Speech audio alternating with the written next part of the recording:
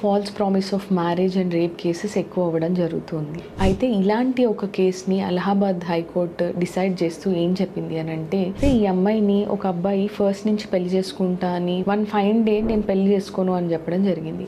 అప్పటికే ఆ అమ్మాయి 4 months ప్రెగ్నెంట్. అయితే ఆ అమ్మాయి వెంటనే అతని పైన falls promise of marriage and rape case వేయడం జరిగింది.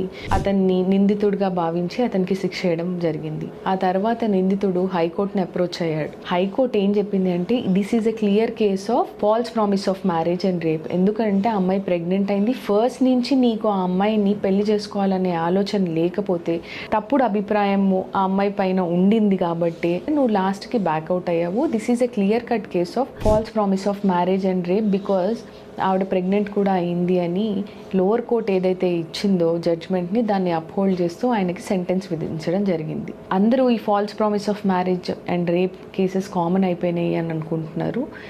డెఫినెట్గా జెన్యూన్ కేసెస్లో శిక్ష అనేది మీకు పడుతుంది.